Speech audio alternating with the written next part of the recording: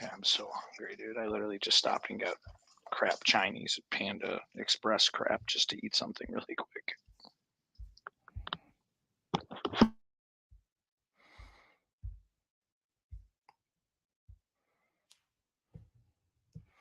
So Sterling will be, as soon as Sterling comes in, then I'll start the 30-second countdown. Then I'll come in. So you've got at least more than 30 seconds.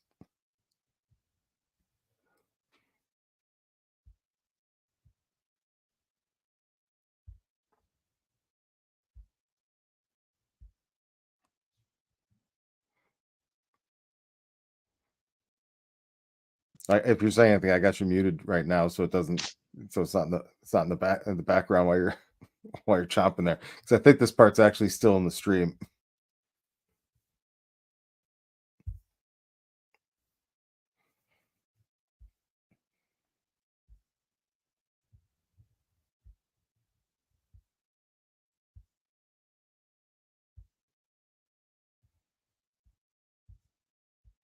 All right. I'm gonna start the countdown here in a few seconds, and Sterling will be dive bombing in right as we go.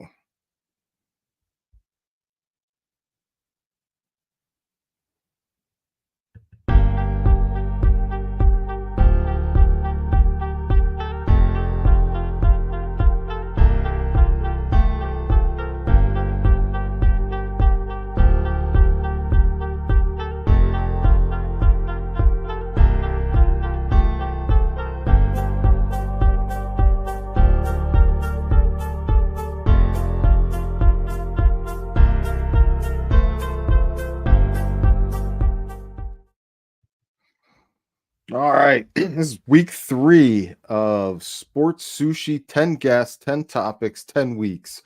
We'll be joined by Sterling here shortly as my co-host. But tonight, our guest is Dan Gambino, longtime friend of Gratwick and founder of Code Socks and founder of The Alley. Dan, thanks for joining the show. Thanks for having me, man. My pleasure. How you been? Good, good. Why don't you hit us up with what The Alley is real quick as Sterling jumps in here with us. A little background history. My son, pretty good basketball player, been playing basketball since he was about 4 years old.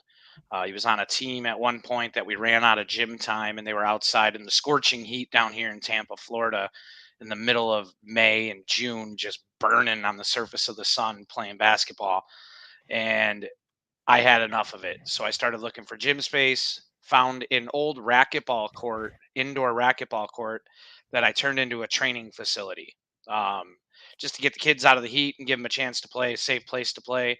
Uh, we put 2 hoops up, got a shooting machine, hired a couple trainers, and the alley was born. Now the kids are in there practicing. We actually just teamed up with the the Miracle out on the Bay, which is the Special Olympics. The kids are in there training for the Special Olympics now. Just trying to do a little community outreach. Learned a lot from Code Socks and what we did there, and helped out back in Buffalo. That I figured, man, I got to bring something closer to home. Take Nice. the distance out of it. See what I can do here around Tampa. So, Sterling, I'll bring you in here in a second, but just to set the stage for tonight, and Dan, your background and the reason for starting the alley segues perfectly into our topic for tonight, which is parents in sports. And I feel like I'm a good moderator for this tonight because both of you got young athletes that you're raising in house.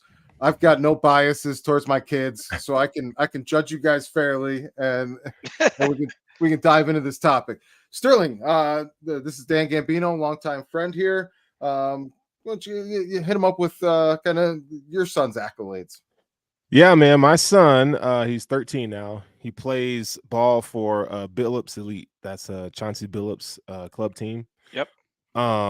He's one of the top players in 7th grade in the state of Colorado. These guys travel nationally and always in some kind of showcase or whatever. When you look at the circuit, they are one class from Nike EYBL. Okay. So, yeah, he's a little baller, man. Is it Made Hoops that he's playing in? What's that? Is it Made Hoops? What's the circuit that he's in? So they're in the Adidas circuit. Adidas. Right, Okay. yeah, Cool. they play mostly in Adidas circuit. Their main showcase games and stuff like that. Yeah. Yep. That's awesome. So Yeah. you're seeing the same side that I run with down here. So we ran with the Jordan Legacy tournament last year. Okay. We played against Develop. We played against the teams from Texas, Team Trez from North Carolina, Skill Center Elites from here. They're a big team out of Tampa. We have a lot. We played against a lot of those national circuit teams last year with Yeah, the you guys. organization. So that tournament that you meant, the Jordan one, that one was in Atlanta, right? No, this one was in Tampa. Okay. It was the CP3 Jordan Legacy tournament. So it was three CP3's brand. You know how they have like Yeah, yeah, the yeah, middle yeah. school combines and all Hmm. that. So we were a local team that got invited to play in that. So I've seen both sides, from the grassroots Hmm. to the local to the high end of what everybody's doing. We have a Yeah. lot of those teams. Trey Man Elite is from here. Okay. So they're a big Florida brand. Trey Man. Yeah. Yeah. Yeah. Yeah. Yeah, so we play against them a lot. We run into those teams. And my son actually just got, and I didn't mean to cut you off, I'm sorry. No, no, My no. You're son good. actually just got selected to a local team called Get Buckets, where they have a combine every year for all the kids in Tampa, Oh and they're yeah. a newer organization getting together. So we'll be in Miami for Balling on the Beach. And my son plays for another team that's going to be on Balling on the Beach. So we have to kind of figure out what we're going to do there. It'll probably Yeah. be that team we'll play for, because we run with them all spring to summer. Hmm.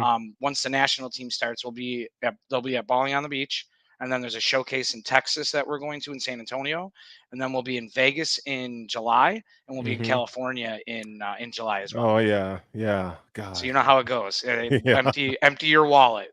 Yep. Yeah. No vacation time. That's your vacation. That's our vacation, 100%. We're Yep. gonna go see Chris when we're out there in LA. Yep. As do I. You I know. told him we're gonna take his son down to the street courts and we're gonna pimp him out like Billy Ho and get him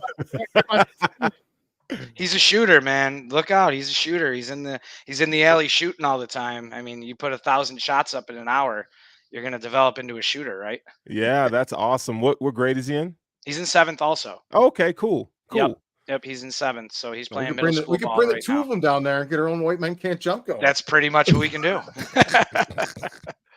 Actually, a good friend of mine, his son plays for Ohio State right now. So he's kind of showing me like the blueprint. Roddy Gale Jr., I don't know if you've heard Yeah. of the name. Uh-huh. Yeah, that's a kid that the guy went to Niagara Falls, and we had the privilege of playing against him in AAU, and that was fun. Okay. And his son turned out to be a straight up baller. So Wow. it's good watching his journey and watching how he went through it all. And he started with a team out of Delaware called We Are One. I'm sure you've heard of them as Hmm. well. And then he played for Rennes out of New York, which is Kyrie's team that they run with.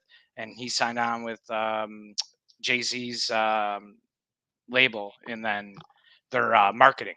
So he Okay. has them Okay. as their marketing, and then he signed on with Ohio State, and he's killing it. He's doing Yeah. good. Yeah. I know. I'm Hopefully, he very doesn't familiar leave with him. early. Yeah.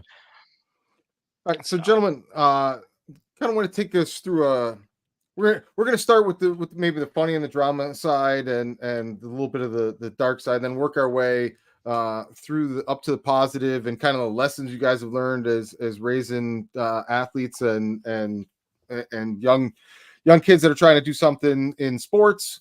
Now, back in my day, we called them helicopter parents. I don't know like what you guys call them today or whatever it is, but the parents that take it a little too seriously, that treat their kid almost like a lottery ticket, or they're starting to live vicariously through the child and putting too much pressure and heat on them. Now, with just your own kids and raising them up, you've been around youth sports for years now. Both you, Dan, you coach a lot. One at a time, what's some of the craziest stuff you've seen in person in dealing with parents or just parents of teammates of your kids? What have you seen firsthand out there, Dan? well, I was gonna let him go first because he's on a Well, higher level than I am, but nah. seen it all. So so I'm gonna give a little background on this. I coached at the Y. I coached intro kind of to travel Intramural? basketball competitive league, and then I Yeah. did travel league. And last year we kind of amped it up a little bit. Sixth grade, time to let them go, cut the wheels off and go. So I've kind of seen a lot of craziness. I've seen parents pull their kids off the court in the middle of a game because they didn't like the playing time that they had or the way that I talked to their kid. I had one time where I pulled him off the court after he kept trying to dribble through the press. And what do you do through the press? You pass. Can't Right. dribble through it. So he's trying to dribble through it. I pull him off. I talk to him. XYZ, you cannot dribble through it. We talk about this all the time. You have to pass the ball, advance the Right. ball. Stop trying to dribble from the 3-foot line all the way to half court. You can't do that. You're going to lose the ball and turn it over. Immediately put the kid right back in the game.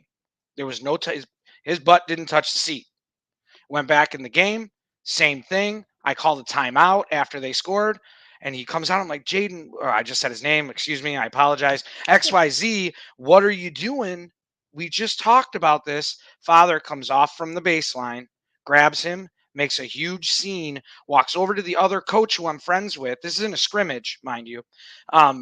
Walks over to the other coach and he goes, "Hey, man, I'll hit you up." And everybody's just like, what are we doing? What's going on here? Grabs kid, walks out of the gym. This is a scrimmage. Oh yeah. A scrimmage.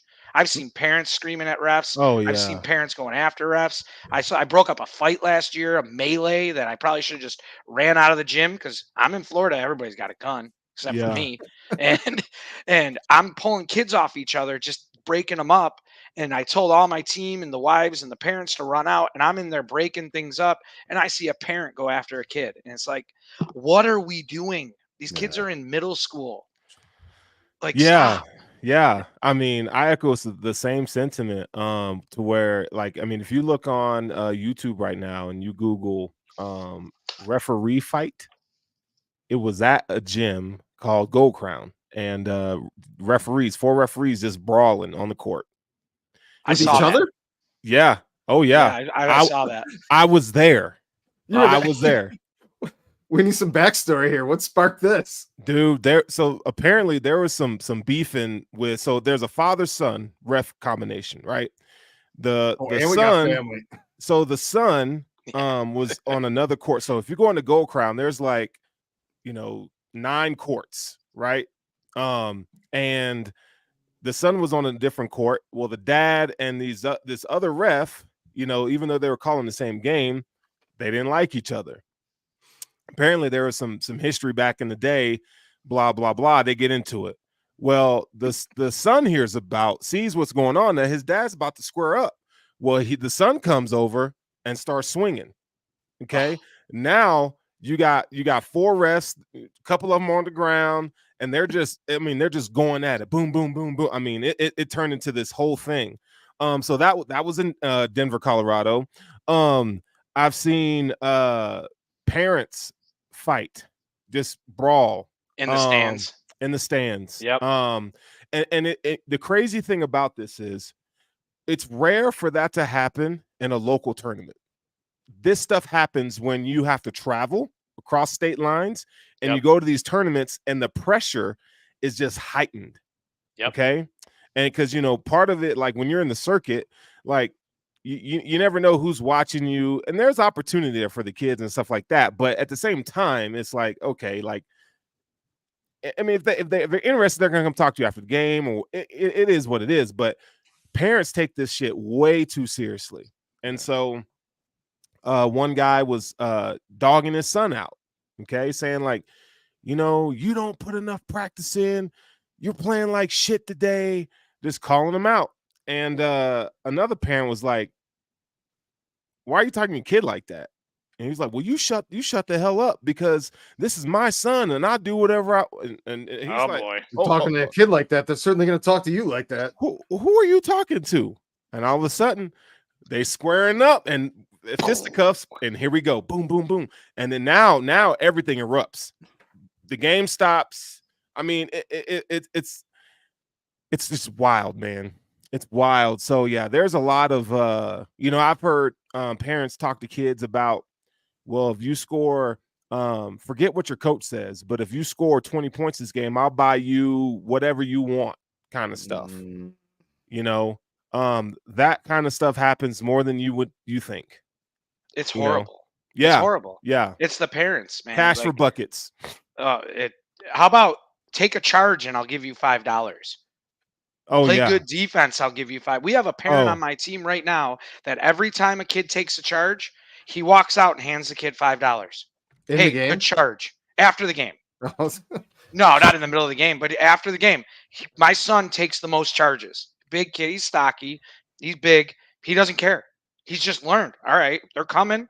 You better Euro because I'm standing still. Yeah. Wait, does this And guy he'll give take the every kid on the charge. team the charge, the $5 for the He charge? gave my son $5, and then the one game he forgot to give it You to got him, he Little League calls me boosters and now? says, he calls me and says, "What's your PayPal? I need to send Aiden $5." I said, "Buddy, I'm not going to say his name, buddy.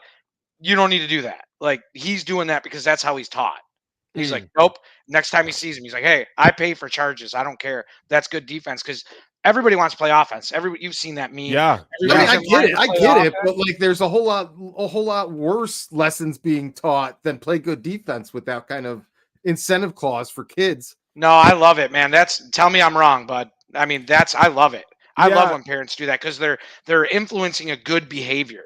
Yeah. That's a good behavior because kids don't play defense. But if Yeah. you're only good for the bribe, No, that's no, no, no, no. It So ain't about the let me bribe. That's let me just explain that's something to you. icing. So when you're playing at that level, and I hate AAU basketball. I hate club basketball. I'm gonna be real honest. I do too. It's number one. It's bad for their bodies. It's bad for the sport. They learn terrible habits, and teams just like to press all the time, and they don't teach fundamentals anymore. So kids don't know how to take a charge. Kids don't know how to set a screen and roll. Kids don't know how to break a press properly. You know Yep. what? It's these kids. Here's what I tell my son. I'm not going to pay for you for NBA pro skills trainer until I will pay for a high school trainer that's going to teach you how to break a 2-3 zone, how to score in that, what to do in a 3-2, what to do in a 2-1-2, what to do in man. I'll teach someone if they want to give you, a bag to work on your skills that way. I'll pay for that, but I'm not paying for these $1,000 NBA trainers so you can have an NBA bag, but you're playing that NBA bag in a club or high school game. Like that doesn't make any sense. It doesn't work that way. And so what happens is parents and these bad influencers are incentivizing selfish basketball play. Like for instance, my son, like this is what we talk about. We talk about leadership. I say, son, I don't care how many shots you make or miss. What I care about is if you see a guy on the ground from another team, go help him up. I want to see you when the chips are down and you're on the bench and the chips are down, right? Are you picking everybody up? Are you elevating your team? That's the kind of stuff that I want to see because leadership is not being taught. They just want to be James Hardens and step back threes and do all this, these crazy, getting in my bag kind of. I'm gonna Euro step and I'm gonna, tween. I mean, dude, the culture is sickening. It's really bad. It's because of social media. It's the influence of Mm-hmm. social media. And Chris, I don't know if this was one of the topics or not, but the influence of social media has made it horrible. Every kid has a highlight reel. I'm guilty of it too. When we go to a big tournament and I know the guys who are doing all the filming, I'll hit them up afterwards and be like, "Hey, can you throw something together for Aiden just so he has it?" So it's like a more of a memory because I'm Yeah. coaching. I'm not filming. My wife doesn't do filming. Mm-hmm. She's not from a sports background, so she's not going to sit there with her camera like this and film everything. It's not going to happen. So I'll hit them up and say, "Hey, can you do this for my son?" But the highlight reels, I'm going to start putting out low light reels. I told Aiden this. You need to put out a low light reel. This weekend I learned I need to work on this. Yeah. Tell me one kid that's ever done that. My son this year, you were talking about leadership. I just want to touch on that real quick. I had him last year. I coached at the middle school where he Okay. goes to school. Yeah. This year I couldn't do it. Time constraints, everything under the sun. I got a call from the coach in the middle of the day during tryouts from the varsity coach. I said, "Hey Mike, how you doing?" He said, "Dan, listen, Aiden can play. He's in 7th grade because they have JV and varsity for our middle schools here in Pasco County, which is awesome because Mm-hmm. then it's not 20 kids on a team and no one's getting playing time. Yeah. They have JV and varsity." He said, "Dan, he can hang. He'll get minutes. He won't start, but he'll get minutes. What do you want me to do?" And I said, "Well, first of all, I want you to talk to Aiden. This isn't my decision to make. This is Aiden's decision to make. As a coach, I want him to play JV because he'll get more playing time. As a parent, I just want him to have fun playing the game of basketball Good point. because he's at middle school and no one's coming to recruit him at middle school this year. Next year, Right. they will be because he's in 8th grade. And then Jesuit will come. Jesuit's right here in Tampa. IMG comes to all the, like a lot of the big games that happen. IMG's here to try and recruit kids from 8th grade. That's awesome. Yeah. Sarasota is like a stone throw away. So all of the big schools in this area are here. Slam just opened here. They have one of those in Nevada that's really big. I know Yeah. that. Yeah, Slam just started here. So they're starting to come to games, but they're not coming this year to put a kid on the map. And I don't want them to care about the map. And I said, you need to talk to Aiden. So I come home knowing the story. He comes up to me and says, Dad, they asked me to play varsity. I said, well, what'd you do? He said, I'm going to play JV because I want to play with my friends. And I looked at him. He goes, "Did I make the right decision?" I said, "Come here, buddy." Gave him a big hug. I said, "You made the right decision. It's about playing time, not saying time. Yep. People want to say they're on varsity. You want to play. So Yeah. now, instead of fouling, you get to lead. And you get to Yep. lead by example. You get to do everything that you've been taught. He has the IQ. He's got to get the athleticism a little more, but he has the IQ. He has the shot. He has a voice. He knows how to run. He knows how to run every drill the coach wants him to. I couldn't be prouder. And I Yeah, have that's some of my awesome. friends that are like, man, why didn't he play varsity? Well, I don't understand why he didn't play varsity. He's good enough to play varsity. I'm like, dude, it's middle school basketball. Let him Yeah. have fun. Let him be a Yeah. kid. There's still plenty of years ahead for varsity at that age too. Like, who cares? Like, who Man, cares? you talk to some people and they don't understand that at all. I mean, the fact that your son decided to do that speaks volumes to your parenting, because man, there are a lot of parents out there who don't prioritize, in my opinion, the good values, man.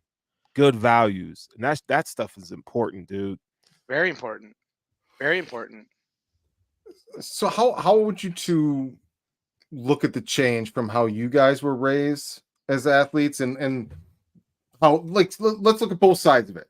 Some of the, like, I feel like our generation growing up, maybe the parents that were toxic were a little more pushing too hard and driving too hard, versus now where I just feel like it's pressure and expectation and criticism and all of these demands without actually wanting to be inconvenienced by helping the child like evolve within the sports. But how do you guys see a difference between how you were raised as your friends and your friends were raised, and how you guys and your peers as fathers are raising athletes?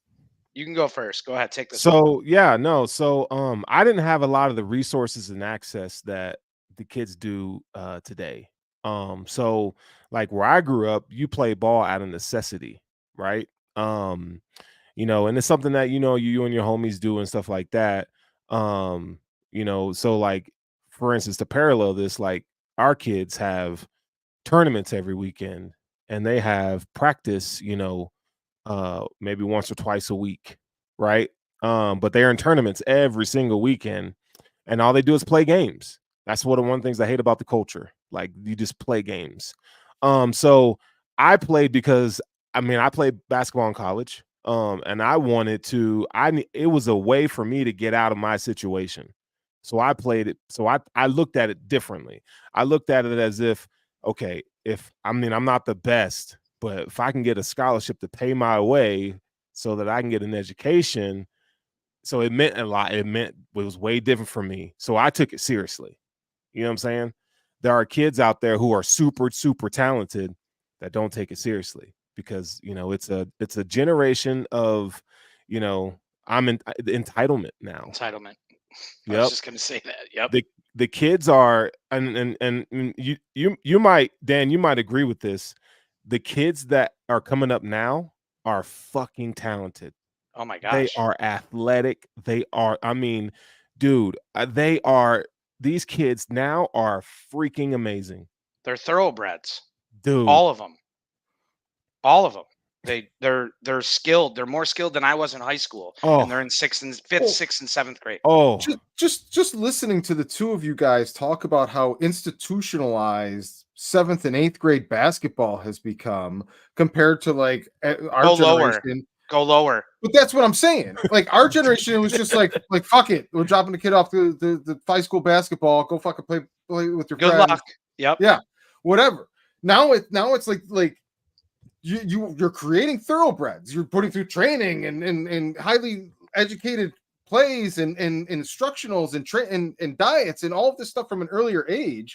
Of course, you're creating athletic freaks. Like that's Yeah. just And it's funny because I was just going to touch on that. So I grew up playing soccer, basketball, and baseball. Those were my main sports, and soccer was my ticket. Crystal vouched for that. Soccer was my ticket. I was soccer guys. good at Fuck I those was guys. good at soccer. I was athletic enough to play baseball, and I was athletic enough to play basketball because I was fit. I Yeah. ran. That's all I did was run. Mhm. So in soccer, especially down here in Florida, I didn't have the exposure like kids have now. We didn't have a trainer that we went to see on Tuesday and Thursday. We had one practice a week. And you know how hard it was to get your neighbors and your friends to play soccer with you in 1990? We weren't playing Impossible. with you, bro. We were playing pickup Impossible. football, like real Unless it men. was the World Cup. It was the only way people would do it. We would just do shootouts because there were enough kids to do it, right? But no one was playing soccer with me. Yeah. I became better at soccer from playing roller hockey and basketball because hockey and basketball and soccer have all the same basic principles. It's about spacing. What do you do on offense? You create space. What do you do on defense? You take space away. How do you defend? Angles. All three of those sports have the same Yeah. basic principles. So I could survive in any of them. And Chris will tell you, I was good at hockey too. I held my own at hockey because I knew what I knew in soccer. And growing up in Buffalo, we played indoor soccer where there were boards. So it was very easy for me to step on Yeah. any one of those courts, ice rinks, whatever, fields, and be able to survive. But playing outside with my friends and playing different sports throughout the year, playing football, even though I hated getting hit because I was a soccer player, playing basketball, playing hockey, playing everything. Everybody had a different sport. We would make up games, but that made me tougher. We didn't Yeah. have everything under the sun. Yeah, I played and touched in a little bit of the ODP, the Olympic Development Program for soccer, where it was just local and I never went higher. I mean, we went to school, Chris, we went to school with a kid that went all the way through the Olympic Development Program. His name was Steve Butcher. The kid ran like a deer, scored 120 goals in soccer, could have gone anywhere, but the school screwed him over and they didn't have the right resources for him. And he took 2 classes, so he couldn't go away. He played Division I soccer at the University of Buffalo, but he was getting recruited by everybody, Wow. everywhere. But the technology has helped kids and it's also impeded kids. Yep. So it's helped them to the fact where you have more exposure. You have everything that you can want to have. Now, it's also impeded them because you do something stupid, say the wrong thing, the wrong word, hang out with the wrong crowd, you're in the wrong place at the right time, a la Allen Iverson, where you're in the wrong place at the wrong time, your whole career's done. Yeah. Look at Mikey Williams. Look at Mikey Williams. Yep. I'll take that one step further. I think you're hitting it on with the technology is there to refine your skill set and be stronger, faster, and better than you've ever been before, generationally before. But it's also there to be a complete distraction and avoidance tool, and completely derail you from, for better or worse, the less entertainment, the less options, the less things there is. The more people played sports, the more they went outside, the more they just did it to do it. Oh, the phones. Zombies, man. In the middle of the game, or at halftime, or not halftime, but in between games, these kids are in their phones. And I'm like, what are you doing? Like, go watch a game. You're at all of this talent. We have a place called the Big House, 9 courts under one roof, games going on everywhere. These kids are at the snack bar eating like crap.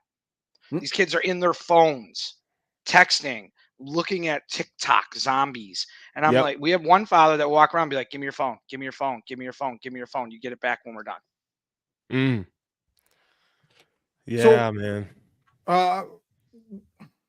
How do you guys balance the line between being encouraging fathers and supporting their aspirations and trying not to push too far where you actually undermine their love for the game or for their own aspirations and drive to be excellent because they want to be excellent.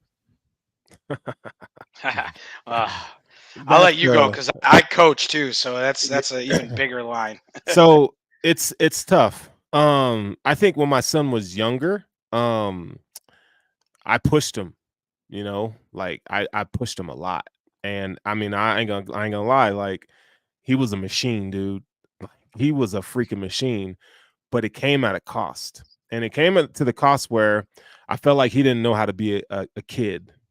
You know what I'm saying? Like instead of hanging out with, going over to a friend's house for a sleepover, my son is training or in a tournament somewhere. And you look at him, you go, this ain't it. So I pulled him for like 2 years. I pulled him. He didn't play nothing really. Wow. And then he got injured. And so he had a little ankle injury. So it came to the point where it was like this. I say, son, who and what do you want to be? And we've had this conversation in the last year. He said, I want to play in the NBA. I said, do you understand and realize that, that's very, very rare and hard?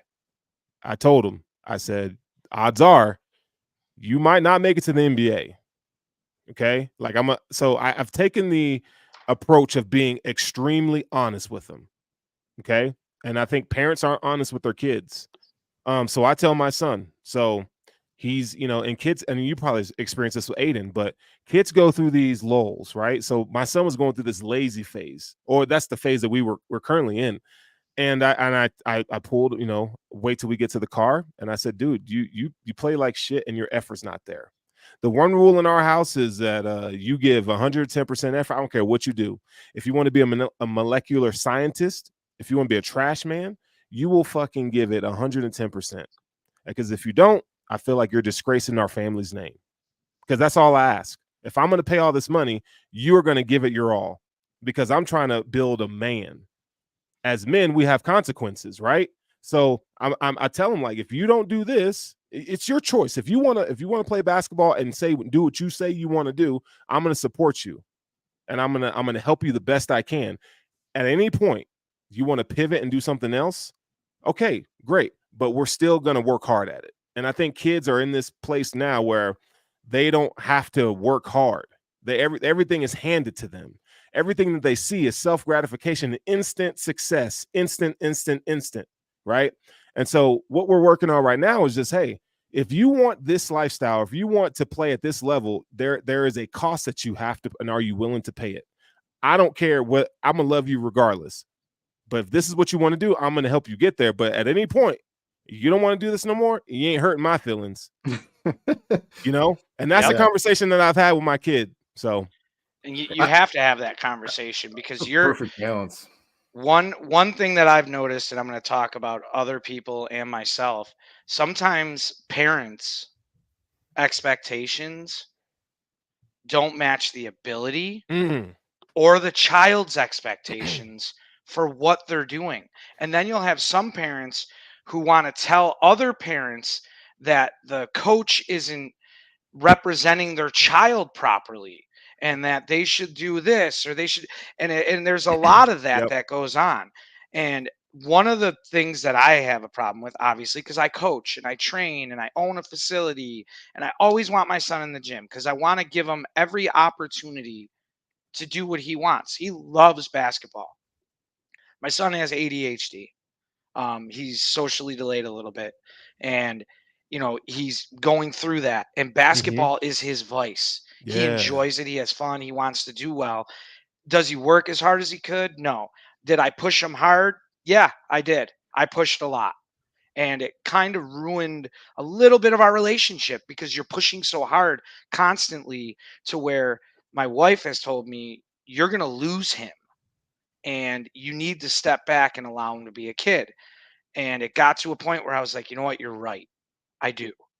Because as a dad, you see something that your son or daughter, my daughter plays volleyball, same thing. You see something they love to do and you want the best for them, but you can't do it for them. I'm sure you got to that point. And you got to want it more than they do. And exactly. then you got to mention the potential. So like when you Yes. see Aiden and you see, oh, you go, oh shit, like homeboy can play. Like you see the potential. That's You the thing want that it gets for parents. them. Right. You want it. It's like, dude, like you have something that is special, right? Like that you could actually cultivate, and here's your ticket. Because I think at the end of the day, as parents, we want to provide for our kids, or make a way for them to provide for themselves. And when you see that potential, you're like, I'm not gonna let you squander this. But I Yep. need, so me and my son, we talk about what is your why. And you know what? He told me what his why was this week. This is crazy. I said, what's your why? He goes, well, I play basketball because it's my outlet now. I just love the game. And I love the camaraderie I have with my friends. It's my outlet. I said, great. That's your why? And he goes, and I want to, maybe I can play in college someday. Maybe Division 1, Division 2. We'll see where it goes. But I said, great. I said, okay. So this is what I had him do this week. And it's crazy that we're talking about this right now, Dan, because this week was so monumental for me and my son. I said, okay, what you're going to do? I said, you're going to create me a list it's called Good Habits. And I want you to write good habits that you should be doing as a son, as just a human being. Like as a seventh grader, like you should make your bed every day. You should brush your teeth. Like you got to tell seventh grade boys to brush your teeth, wash your Take a ass. shower. Yeah. Yeah. Oh my gosh. Fight. I don't want. I'll go do it tomorrow. Nope. Get up there. Yep. And I said, how you wake up matters. I said, as a man, we don't get to choose. I said, when stuff is shit hitting the fan, we don't get to choose. Well, I need a minute to get my mind together. No, you get your ass up and it's go time. So I said, how you wake up matters. So create a list of good habits. There's 10. I said, and then I said, when you get to like 6, I want you to do some research on some athletes you respect. And put in like, what are some good habits that LeBron James has or Steph Curry has as a kid, and write those down that you like, that you want to incorporate in your life. And I said, and then you're going to put it on the wall, and every day, every night, and every day when you wake up in the morning, you read it. And then you get to ask yourself, did I do enough? Yep. Because it ain't going to be from me. My job is stick my foot up your ass, but the self-motivation has to come from you. I can't want it more than you. So you get to judge yourself on what you've done, not me.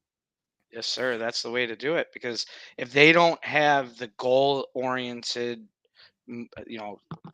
membrane up in their head, if they're not goal-oriented and they don't have anything to strive for, they're just going to do it because they're doing it and it's available for them. And I've had that conversation with my son. I'm like, listen, if you're not going to work, you could be the best kid at the Y, or you could be the best kid at the rec league, and I'll come and watch your games, and I'll still love you, and I'll cheer you on, and I'll post that you had 25 points against a bunch of kids who shouldn't be on a basketball court. No offense to anybody, but I'll do it, and we can do that. But if I'm going to spend, well, I got another story for you later, thousands of dollars, because I'm not coaching this year. I'm also stepping away from coaching. Like, he needs to hear it from somebody else. Yep. He's done hearing it from me. My team is done hearing. Not that they're done hearing it. Yeah. They really just need a new voice. They need somebody else to come in and reaffirm what I've said. And, last year was, how do we space the floor? How do you run the floor? Because you know how it is. These kids want to dribble all the way up the court. No, we work on breaking out, and we increased our point production by 15 points from the beginning of the year. Well, I shouldn't even say that. From the middle of the year to the end of the year, we increased it by 15 points. We went from scoring 38 points a game because we didn't have a big man. We found a big man, and now we're up in the 50s. Perfect. You can win games if you're in the 50s, if you're playing right, in the 60s if you're playing right, depending on the competition. But what didn't we do? We didn't play defense well, so we didn't win games. We didn't box out. We didn't help. We didn't have a sense of urgency. We didn't play with aggression. We didn't see how far we could take it. And, it's that give and take. So this year was going to be conditioning, a lot of conditioning from 7th to 8th grade. It has to be there. Conditioning has to be there because that jump's coming, that growth spurt's coming, that change in their bodies and their hormones is coming. So it had to be conditioning and defense. And those were the areas we were going to work on, because we worked on all offense for a full year. And we did this by design, because you want early shots, you want early looks in the progression. Defense isn't set. Everybody should be crashing the boards. We did that well. We did that really well. We just didn't get back in time. We Yeah. didn't have enough athletes, and you have to have the horses. You don't have the horses, you're not going to win the race. That's just Yep. how it works. And it's that progression, that mental progression. But I stepped away. So this year we actually, Chris, if I can go into this really quick about what happened to me over the past week. Um, Talk about the organizational institution of the game, like you were alluding to earlier, Chris. I went through a organizational change where I was the assistant director of the whole organization, and the guy who runs it decided he was going to sell the organization to another outlet, Hmm. and he completely cut me out of it. Damn. He was going to take over the team. I was just the guy who got thrown to the side. I ran the middle school. I coached 2 teams in fall. I brought kids from the alley. I brought kids from my middle school. I brought my team from another organization because we ran out of gym time. They cut their travel program. So, yes, I'm very glad he gave me a home. He helped me out. He made me a better coach. He became a friend. Sleepless nights, talking on the phone for hours to make sure everybody was where they needed to be, helping getting hotels, helping doing everything under the sun. Wow. He's a high school coach. He's a good coach. He's a good person. The business end of it just got really messed up. It got really ugly. I called him 2 weeks ago and he said, I'm good. We got everything under control. I'll let you know when I need help. Didn't even tell me it was happening. Messaged all the teams that I'm on the feeds for and said, exciting news. We're merging. And it wasn't a merger, because in a merger, you don't cut people out who are helping you with your organization. Right. So I'm not happy about this. My parents don't know what's going on. And by parents, I mean every team's parents Mm. doesn't know what's going on. So it got sloppy, it got ugly, and they did a free skills session on Monday, and I went to it, and just what they were saying. I don't know if you've ever heard, and I'm not talking bad about this organization because they are a national organization, Pro Skills Basketball. Oh yeah, PSB. PSB. Okay, what's the stigma there? I got to ask you just in one word, good team or people movers? People movers. Thank you. So he gave our organization, he took our merged our organization with them. And again, good guy, was a friend. Whatever happened, happened. He had to do what he had to do for him. And I respect it because he is a high school coach. So he didn't want the bag. He didn't want it over his head. He didn't want to be recruiting. I get all of that. And I respect that. But Yeah. but on the other end, you had somebody you could have leaned on. So after this happened, I reached out to a friend of mine that has another organization. It's called Elevate. I went there and I messaged my parents just on my team and said, listen, I'm going to check out Elevate. They said that anybody can come who wants to come. I'm not telling anybody what to do. Yeah. They all went there, and now we're in limbo. Now we're in flux of what's going on. But my son, I left it up to my son. I said, Aiden, you're going to tell me where you want to play. We got out of there. We got in the car, and he looks at me. He goes, I want to play here. I don't want to wear those ugly uniforms. I don't want to play there. That yellow and black. Yep, horrible. And he goes, I don't want to play there. And honestly, Dad, I don't like the way it happened. Good for him. Pro Skills.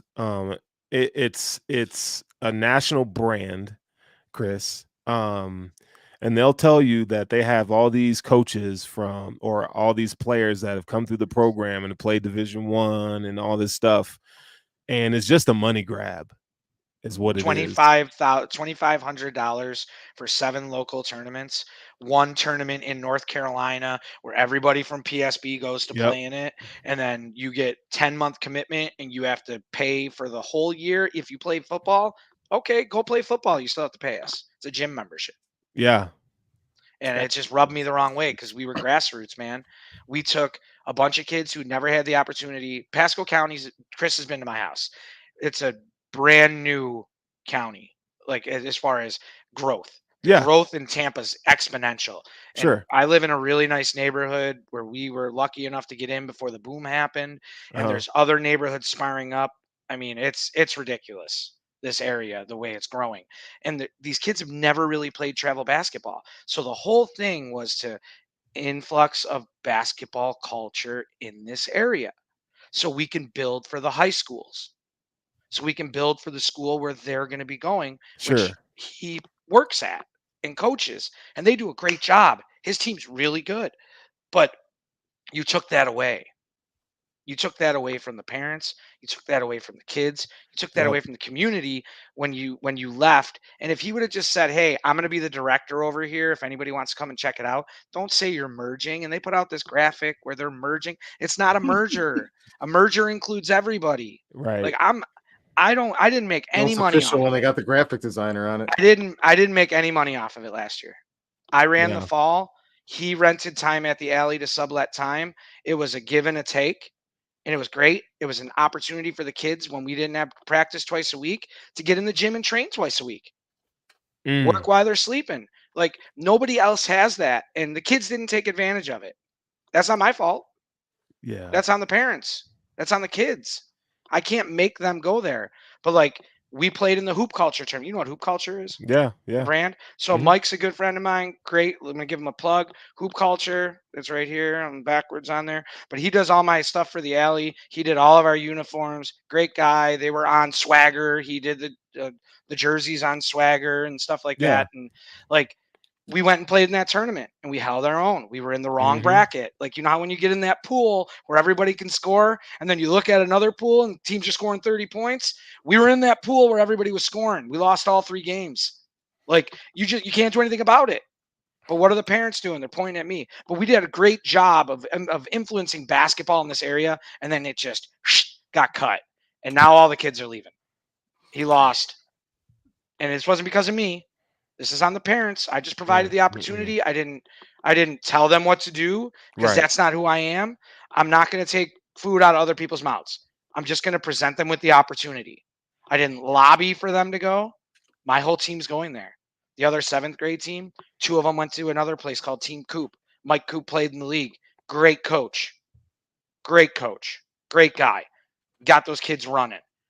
Another kid went to a different place. All the 8th graders who were in 7th grade last year, none of them came back. One did. There was one kid at that meeting the other day. Now he went to Elevate because I provided his dad, who's a friend of mine, the opportunity to go and check it out to see what it's about. Yeah. So now $52,000 PSB just lost because it was rolled out wrong. And it's a commitment that people can't make. You can't make a 10-month commitment and expect parents to do that. It's too much. Yeah. Like It's if too there much. are people who do it, I do it. My son only plays basketball. That's all he wants to play. Bless his heart. I want him to play football because he's a big kid. He doesn't want to. So I am a 10-month parent. I would have had no problem with it, but it wasn't there. And I'm not Yeah. talking bad about organizations or the people involved. This is more or less for people to see what's out there and what happens. And this happens everywhere. And I'm sure you've seen it tenfold as well out where Yeah. you are. And it's just like you have to weigh in. How did I put it to you last night, Chris, when I explained this to you? Like when you have people that surround you and you weigh your success on the result and not the people around you who brought the value to that success, you're never going to be successful Yep. because it takes more than one person to do it. And I didn't just do it, he did it. He had the gym time, he had the vision. Our vision's just connected. And it just stinks the way it happened because you know what you lose? You lose a friendship, you lose an ally, you lose somebody that can help you along the way. My son's going to end up going to play basketball there at the school where he coaches, and he's a good coach. So I hope my son does go play for him because he relates to the kids because he's younger. But it's like we went through all of this and it like ripped my heart out because I honestly cared for the guy. Like Yeah. Chris will tell you, my biggest problem in life is I have too big of a heart Mm. and I trust people and I want to help everybody as much as I can. And it's just unfortunate the way that it went down. And I'm done talking. I'm sorry, taking a lot of time. No, you're good. That's No, good stuff. so I want to kind of go back to parent expectations and just tell a brief anecdote or story from that I recently ran into, and then I have one final wrap up question for each of you on this subject. So we were talking a little bit about parent expectations and the kids not wanting it as much as the parents do. And there's this little hole in the wall bar in the neighborhood that we live in. And we live in a canyon, and like 2 canyons over is like La Canada, which is like supposedly a real uppity, nice neighborhood. I just call it La Canada because it's spelled the same way. Anyway, we're hanging out a couple weeks ago having drinks, and this thin, like, runners have that thin, wiry frame. Yeah. This guy in his 50s looks like a runner, comes in, but he's got the coach polo from the high school team, and he's got the slacks on, and he's got the running shoes, and he comes in and gets a beer and sits down next to us, and the dude just looks shot, like emotionally exhausted and spent. And so we start talking and shooting the shit with him. He just came from basically a parent mutiny, because all the parents want these coaches who have been coaches for like 20 years at the track and field team for the women's high school team in La Canada. And apparently they've won a bunch of like state championships, and a bunch of them have been highly recruited at Division I schools. And there's just a huge winning culture and pedigree at this college, at this high school. And the coaches have been the same the entire time. And he's like, they want us all fired and want us all gone because the newer generation of kids aren't getting the same success.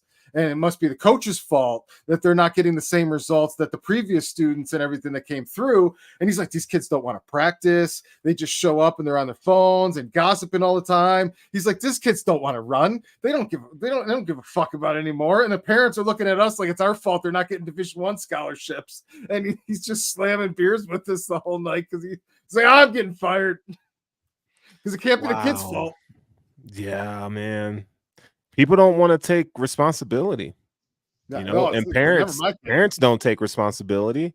Why are their kids going to do it? It's always the coach's fault. It's the system failed them. It's the teacher's fault. It's the coach's fault. Yep. It's society's fault. Sorry. So no. So let me transition that sentiment into the final question of the night, and you guys can flip a coin here for who goes first.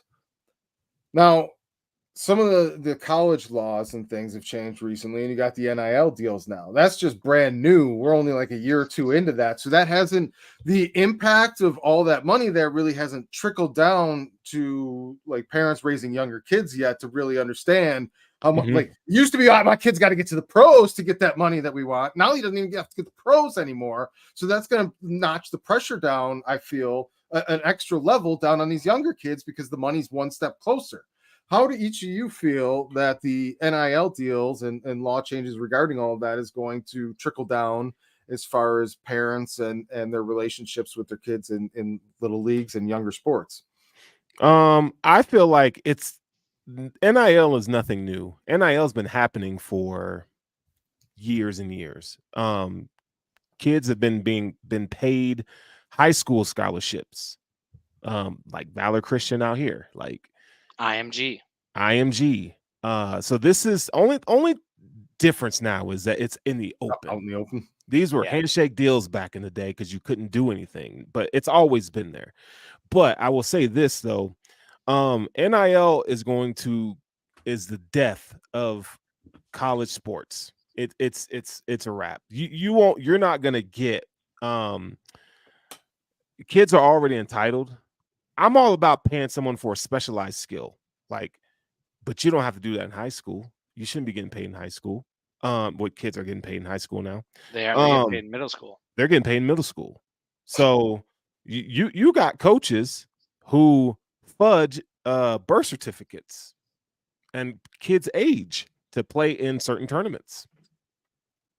Oh yeah, I mean, to win a trophy.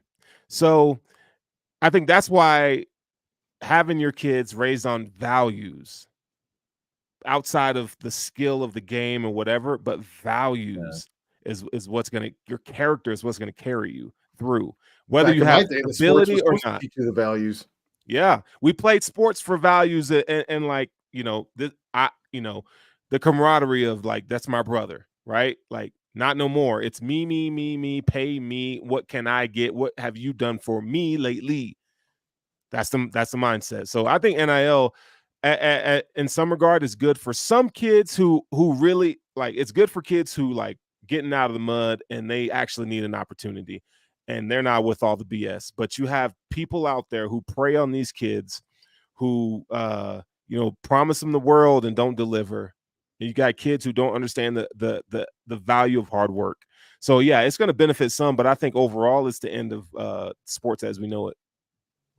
I'm gonna agree with that, and a little example is this. I watch Pat McAfee all the time, all day while I'm at work, and I listen to them talk about this, and a couple of things they say are right. Like, they're doing all this, and there's no regulation.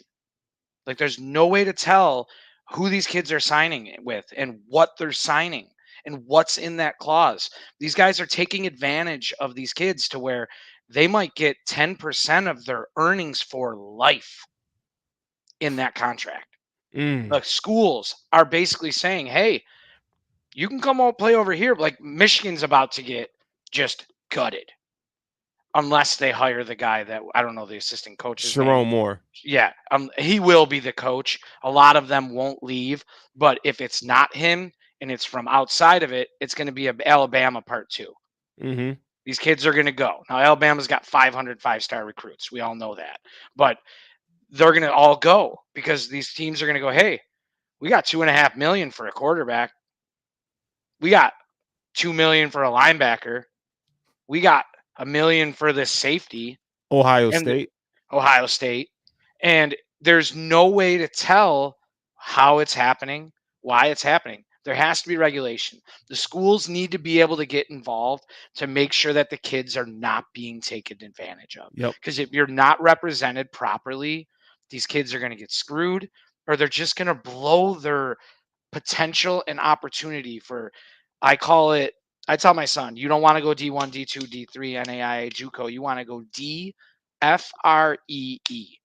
You want to try and get a free education no matter where it is. 1% of high school athletes play a sport in college. 1%. 1%. I'm going to say that again. 1% play a sport in college. So it doesn't matter if it's JUCO or where it is. You're an NCAA athlete. You are a student athlete. And what comes before athlete is student. And everyone is losing vision of free education. Do I think the players should get paid? Yes, they should. 100% get paid. Because the colleges are making how much money? The billions and billions and billions of money that was made off of the kids' image, likeness, everything. So yes, they should. I just think there has to be something out there to regulate what they're getting, when they get it. You got kids showing up in a Ferrari to their first practice. Yeah, Lambos and all kinds of stuff. Yeah. Rollies, and handing them out to their linemen. It's like, why do I need to go to the pros? Do you think I need to go to the pros? Just kind of the extreme end of the pendulum swinging, because for so long the institution was taking advantage of the student athlete, that this is just now the extreme counter to that, and eventually it'll settle somewhere in the middle? Or you just think this is a slippery slope? I think it's before the middle, personally, because it's going to trickle down once it gets to the elementary kids. Like, you see it, you know the teams that I'm talking about, like the Celtics out of Atlanta and Rondo Elite and all those really good. I mean, Atlanta Celtics are good. That's a good organization in the Southeast here. And I don't know how they are on the national level, but they win almost every tournament I've ever been to down here in the South. They're good. What's the one in, there's one in Texas that's really good. They have a 1 in their name too. Rise Up or something like that. But they are There's everywhere. So many of these damn teams, man. Yeah, there's a lot of them. I mean, CP3 has a team. Yeah. And they all have teams. So these teams are really good. So you know when it stops? When they're giving NIL deals to these elementary school kids. And the parents are taking it. It's no different at that point than Hollywood. Dan, I got a point for you and Chris. I have a problem with the education system in and of itself, because they've got people in these loans, okay, for school for the rest of their life. How much money, you know what I'm saying? So what makes us think that it's not going to trickle down to sports? I mean, it's been that way for years, right? And it's sad that it makes me just frustrated how greedy and ugly the world is, man. And the more value they put at a younger age on their athletic talent, the less they're going to care about educating them. Because the more educated they are, the more they're going to know their value. So the education is just going to get weaker and weaker the more you allow these kids to be monetized at younger ages. Yep, 110%. Yep. Like ever since probably I coached at middle school, I had to take like Positive Coaching Alliance classes and stuff like that. And they said they polled 1,000 NCAA athletes, and they asked them all, what was the worst part about playing a high level sport as a youth? What was the worst part about youth sports? And I'm going to let you both answer this. Think about it for 1 second. You're a kid, you played football, Chris. You played basketball, right? So, what was the worst part about the sport? What was the thing you liked the least? Go ahead, Chris. Practice. Go ahead, Sharon. Practice. Okay. You know what they all pooled them, and you know what the overwhelming majority of them said the worst thing about the sports were? Parents. The ride home. Oh, wow. The ride home was the worst thing about sports, because I'm guilty of this, and I'm sure you're guilty of this, and Chris, I'm sure your parents were guilty of this too. Yeah. Where was your head at? What were you thinking? Wow. Man, your shots off. Man, you played like dog shit. Man, the you only didn't time I talk. played good Man, is you when were my on the dad wasn't in bench. the You were showing stands. your emotions. Right? Right? So there's a lot of that. And I thought back to when I was a kid and I played soccer, and my dad, bless his heart, drove me to Rochester to playing games, drove me to Syracuse to playing games, turn around and drive back, and then drive back the next day, because my family didn't have money like that. So like while everybody else is staying there, we were driving back and forth. We were staying with family or friends that were an hour away from where the team was. But in the stands, I'd always look up and he would point at his head. Just meant think. Just think. Just use your head. Yeah. You know how to do this. You know where you're at. You just literally this. That was it. And it was go. And I would run through a wall and I'd score. And I'd look up and he'd be there. And we get in the car and he'd be like, "What do you want to eat? What do you want to do? Where do you want me to drop you off? What are your friends doing tonight?" He never got on me about playing. There were teams that I played on, I sat the bench, and I'd be in the back crying, 13 years old, crying my eyes out, 12 years old, crying my eyes out, because it was daddy ball, right? Because you were a subject of, hey, you've seen this, take that jersey off, put this one on. We want you. We're going to pay for you to play. And then you sit on the bench. They just didn't want that jersey on. Yeah. Crying. My dad never complained about it. I never went to the coaches. Complete opposite experience with my stepdad. Like in JV, I dominated a game. I had the offense, defense, both sides of the ball, dominated it. Missed one block, and I don't know, somebody got tackled for a loss. Never heard a thing about anything good I did the game. Would you pussy? Why'd you quit on the fucking block? You missed them. Freaking damn. All I got for it. From that point on, anytime my stepdad was in the stands, I was a fucking joke on the field. I couldn't catch anything. You were afraid to make a mistake. It just freaking and it just for the longest time it never clicked with me what the issue was, why there was such a difference in all of that. But when he wasn't there, I was the best player on any field I ever stepped on, and it was ridiculous. And then I didn't find out until after I graduated high school. This fucking man never even played fucking JV sports of any level of anything. And he fucking out there captain fucking criticism with everything under the sun. How you fucked up. But how many times I've tried to do that? Like, coaching's hard because it's hard to separate from the game. You lose, all you want to do is win for the kids. It was never about me. Yeah. Like, did I want to win? Yeah, I wanted to win. But like, whenever we lost, like, you're wearing it home. And I got my son in the back and he's wearing it home. And this past year, there was none of that for either of us. After I heard that, I was like, man, I got to stop doing it. Like, sometimes I'll ask him questions. Yeah. Like, I'll do whatever, and then I'll think back and I'll be like, all right, he's a kid. And we'll get home and I'll say, go outside and play.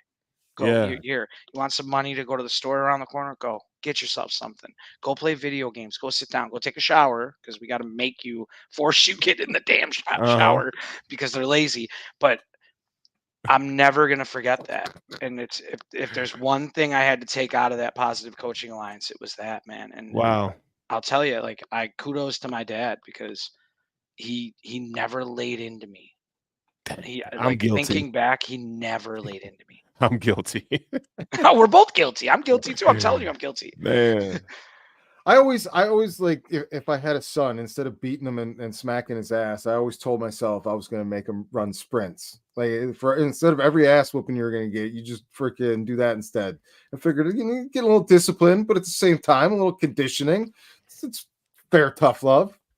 Hey, so I want to thank both you guys for partaking in the discussion tonight, sharing a lot of experiences, being kind of honest about the trials and tribulations of finding your way, raising children and kids in sports. Dan, got anything to pimp? Talk about the alley? Anything like that? Hey man, check out the alley. It's at the Shooters Alley on Facebook and Instagram. Follow along. Just remember they're kids. That's all I can say to everybody. They're kids, and let them love it. They got enough time to grind. They got enough time to work, and if they want to work, let them work. Drive them there. Take them there. Encourage, but Yeah. also encourage them to do more outside of it, more extracurricular activities, because they're only kids for a small period of time. And make sure they're having fun doing it. If they're not having fun, move It them. ain't worth it. Change teams. Do Yep. something different. Let them have fun. That's all I gotta say. Thank you guys for having me. Sterling, anything you got going on this week? You guys still doing any autopsies? Oh man. My work, I'm in draft mode right now, so watching a lot of film, with these prospects and stuff. So probably some articles coming up here soon for SB Nation, Buffalo Rumblings, but I'm trying to work my podcast schedule. I mean, I'm on too many shows. Yeah, man. I'm on too much stuff. So try to make things palatable for me and the fam, Yeah. Do me a favor and just make sure you find some time to scout the wide receiver class. Oh, dude, I'm already on that. Yeah, I just don't, got flashbacks from people saying they got too busy to scout the most important position of the offseason. Oh, dude. Next week we're gonna trade it all for Marvin Harrison Jr. That's all I gotta say. Bean, if you're watching, Bino, you're gonna want to tune in next week. Joe Todaro is going to be here, and the topic is going to be the culture of losing. Yeah, we're gonna be ready for that one. Dan, ask my kids about that. Ask my kids crying the other day about that, Chris. Dude, don't indoctrinate them. That's all I can say. My daughter crying, my son running upstairs, slamming the door, and I grabbed my daughter and said, "Listen, they don't care. Tomorrow they're going to Barbados. Like, these guys are going to Barbados tomorrow. They don't care. They're going to cash their game check." I said, and here's the other thing. That happened to me in the Super Bowl, and she goes, "Yeah, that's way worse." And she stopped crying. Indoctrinated. 4 in a row. 4 in a row. We were indoctrinated. Never convinced me different. Yeah, it's horrible. All right, gentlemen. Thank you. All right, man. Later. Have a good night.